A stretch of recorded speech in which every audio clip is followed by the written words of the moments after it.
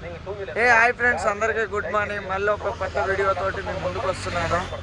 అయితే ఈ వీడియోలో చాలామంది ఏమనుకుంటున్నారంటే, నేను పెట్టిన కొన్ని వీడియోలలో మరి చాలామంది బిజినెస్ పరంగా అనిపిస్తుంది, లేకపోతే ఇక్కడ మన తెలంగాణ మనిషి తమిళనాడు పోయి వ్యాపారం చేస్తున్నాడంటే అక్కడ బిజినెస్ చేస్తే మరి లెక్కలు దొరుకుతున్నాయి అనుకుంటారు చాలామంది, తెలివి లేని మూడు.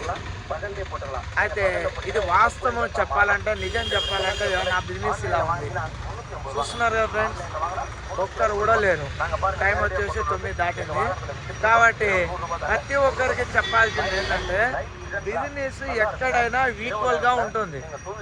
అంటే నాకు ఒక 1000 రూపాయలు అయితే మీకు 800 అవ్వచ్చు, నాకు ఒక 2000 అవుతే మీకు 1500 అవ్వచ్చు. అంతే తప్ప బిజినెస్ అనేది అటు ఇటు ఉంటుంది. బిజినెస్ అనేది ఎప్పుడు ఎలా ఉంటుంది అనేది ఎవరు చెప్పలేదు ఫ్రెండ్స్. ఎందుకంటే ఎక్కువ కావచ్చు, తక్కువ కావచ్చు, అదంతా దేవుని లీలల్లో ఉంటుంది. చాలా మందికి చెప్పాల్సిన విషయం ఏంటంటే, ఈ తమిళనాడులో బిజినెస్ అనేది చాలా దారుణం అయిపోయింది ఫ్రెండ్స్.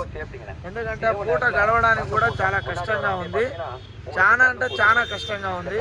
కానీ ఈ ఒక వారం చూసి నేను అనేది మళ్ళీ కర్ణాటక వెళ్ళిపోతాను ఫ్రెండ్స్. ఎందుకంటే ఇక్కడ ఎండలు బీభత్సంగా ఉన్నాయి, ఎండలు తట్టుకోలేకపోతున్నాం. మెయిన్గా అసలు ఇప్పుడే ఎండ ఇప్పుడు చెట్టు కింద ఆపుకున్నా కాబట్టి మీకు తెలుస్తలేదు, లేకపోతే చాలా ఎండలు ఉన్నాయి.